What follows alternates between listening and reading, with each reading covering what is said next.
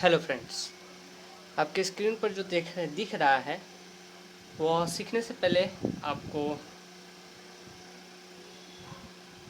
कुछ कहना यही चाहता हूँ दोस्तों कि जो आपको स्क्रीन पे दिख रहा है वो सीखने से पहले अगर आप मेरे चैनल पर नए हैं तो मेरे चैनल को सब्सक्राइब कर ले। अगर पुराने हैं तो भाई लाइक मार दो, क्योंकि इंटरेस्टिंग चीज़ लाया हूँ दोस्तों। इंटरेस्टिंग इसलिए क्योंकि आपको सामने दिख रहा है transformer calculation and winding formula, क्योंकि दोस्त इसके बिना कोई भी ट्रांसफार्मर का वाइंडिंग नहीं किया जा सकता, क्योंकि आपको पता ही नहीं रहेगा कि एक ट्रांसफार्मर पर कितना कैसा वायर लपेटना और कितना लपेटना है और कैसे।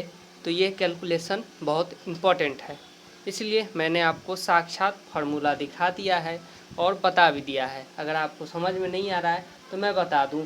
भी प्राइमरी का मतलब होता है, भी का मतलब वोल्ट, प्राइमरी का मतलब फर्स्ट कॉइल, ठीक है। भी सेकेंडरी यानी भी का मतलब वोल्ट और सेकेंडरी का सेकेंड कॉइल।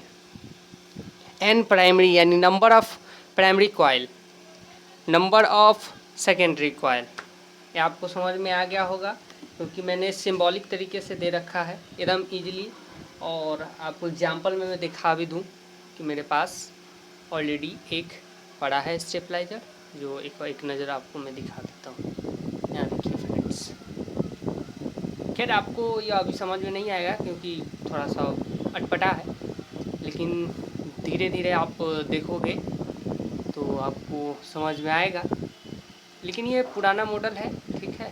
पुराना मॉडल मेरे पास था तो वही मैं आपको दिखा रहा हूँ। नए वाला जो है, मैं नए वाला का डाटा बताऊँगा, उसमें समझाऊँगा भी। तो दोस्तों आपने देख लिया है, तो चलिए आगे बढ़ते हैं फार्मूला की तरफ।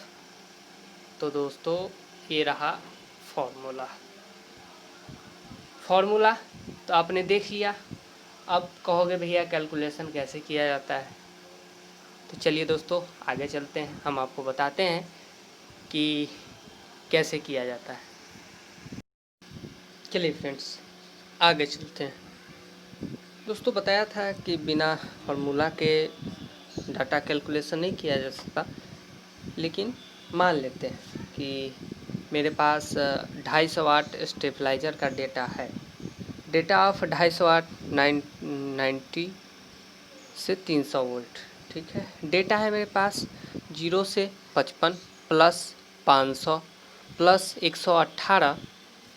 118 गुने 7, यानी 0 से 55 जाना है, फिर 55 से 0 करके फिर 500 पे जाना है, फिर 500 0 करके 118 गुने 107। क्लियर है। अब मान लेते हैं कि डेटा हो गया। तार क्या लगेगा, तार का गेज क्या होगा, 29 नंबर। कोर का साइज 15 नंबर। अब बात करते हैं 15 नंबर, वो तो पता ही है। थिकनेस यानी चौड़ाई कितनी, तो 1.5 इंची, 1.5 इंची, 1.5 इंची चौड़ाई, समझ गए। और ये रहा डाटा, आपको बिल्कुल सामने दिख रहा है। ये पहला वाला जो है शुरू किए 0 से 55, 0 से 55, 0 से 500। अब ये वाला जो है 118 गुने 7। क्लियर, समझ में आ गया होगा दोस्तों। ये कॉमन है, ये 12 वोल्ट और ये 90 से 200 वोल्ट इनपुट के लिए, और ये 118 गुने 7 टन आउटपुट 230 से लेके 300 वोल्ट के लिए। अब कहिएगा दोस्तों कि फार्मूला पे हमको बता के दिखाइए। दोस्तों ऐसा है कि वोल्टेज का कोई सीमा नहीं होता है, कभी 90, कभी 110, कभी 150, कभी 200, कभी 230, ठीक है। अब इतना होता है। अब कहिएगा कि इस पे आप हमको निकाल के दिखे। तो दोस्तों जिस तरह का ये परफेक्ट डेटा जो आपको दिख रहा है वाइंडिंग का, परफेक्ट डेटा इस तरह निकालेंगे तो परफेक्ट डेटा नहीं आएगा। जो टन यहाँ शो कर रहा है 0 से 55 12 वोल्ट के लिए है, 0 से 500 टन बीच का है जो इनपुट लेता है, 90 से लेके 200 के बीच में जो आपको बीच में किसी भी तरह का चीज़, जैसे नॉर्मल ही 250 वाट है तो 250 वाट की चीज़ें आप इस पर चला सकते हैं ये। और ये जो 8 है ये स्टेप के लिए, मतलब यह कि अगर मान के चलिए 90 वोल्ट है तो आपको 90 वोल्ट 180 वोल्ट इस स्टेपर के माध्यम से दे देगा आपको, 180 वोल्ट दे देगा। अब मान के चलिए 200 वोल्ट है तो 200 वोल्ट में कितना चाहिए, 230 ही चाहिए, क्योंकि 230 से ज़्यादा चाहिए ही नहीं। तो 230 से तो ये फिर घटेगा, इसको घटाएंगे, घटता है, उल्टा सीधा दोनों होता है स्टेबलाइजर पर। तो वो धीरे धीरे आपको समझ में आएगी, ऐसे समझ में नहीं आएगी। और नमूना के लिए मैं आपको एक दिखा देता हूँ। मेरे पास पुराने मॉडल का एक है स्टेबलाइजर, मैं आपको दिखा देता हूँ। ये देखिए फ्रेंड्स, ये पुराना मॉडल है और डेटा जो है नए मॉडल का है। इसमें है क्या कि इसमें एक एक्स्ट्रा ये है, ये 12 वोल्ट से इस किट को रन कराई जाती है। और ये सामने जो आपको दिख रहा है ये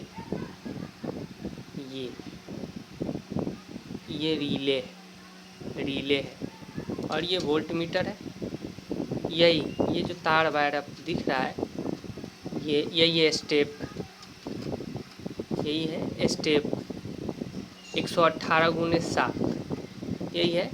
ये जो है बढ़ाने के भी और घटाने की भी वोल्टेज काम आती है। दोस्तों यही अंतर है और कुछ नहीं, थोड़ा सा ध्यान से देखोगे, मेरी बातों को सुनोगे तो समझ में आएगा। अब आगे की ओर चलते हैं दोस्तों। जैसा कि अब कहोगे कि भैया फार्मूला पे आपने नहीं बताया, तो फार्मूला पे चलो एक बार एग्जांपल के तौर पे मैं आपको दिखा भी देता हूँ, एग्जांपल के तौर पे दिखा देता हूँ। जैसे मान लेते हैं कि डेटा पता है, कुछ ना कुछ तो जानकारी होनी चाहिए, नहीं होगी तो समझ में ही नहीं आएगी।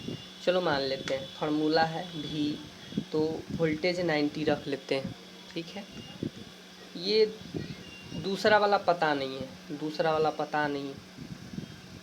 वाला पता ही नहीं है, मान लेते हैं। ये पता है तो 500 है और ये वाला 118 मान लेते हैं, ठीक है। अब आगे बढ़ते हैं। तो 90 इंटू 118/500, अब इससे काट दीजिए, ठीक है। कटने के बाद अब इसका कैलकुलेशन कीजिए, आपको जो आएगा ये परफेक्ट नहीं आएगा, लेकिन जो आएगा सो फार्मूले के अनुसार करेक्ट आएगा। यही सिंपल सा फंडा है इसका, और कुछ नहीं है, लेकिन समझना ज़रूरी है। क्योंकि बाय द वे ये कब परफेक्ट मिल गया तो आपको इससे अनुभव हो जाएगा कि कौन से साइज में, कौन से कोड में, कौन सा तार कितना और कैसे किया जा सकता है। अगर समझ में आई, अगर ये दोनों चीज़ अगर आपने कैलकुलेशन करना सीख लिया तो आपको समझ में आ जाएगा कि इसमें कितना टन होना चाहिए। मेरे अंदाज से हम समझते हैं इसमें 120 टन 12 वोल्ट के लिए होगा। 100 इस वाले ट्रांसफार्मर में 120 टन होगा। सिर्फ एक ये जो दिख रही है 12/012 अनुभव के कारण, क्यों कि वायर से ही पता चल जाता है कि इसमें कितना हद तक लपेटा गया है। 120 टन होगा या फिर 160 टन, इससे ज़्यादा नहीं होगा। और इसका प्राइमरी जो है इसका होगा 2500 टन, लगभग 25 टन।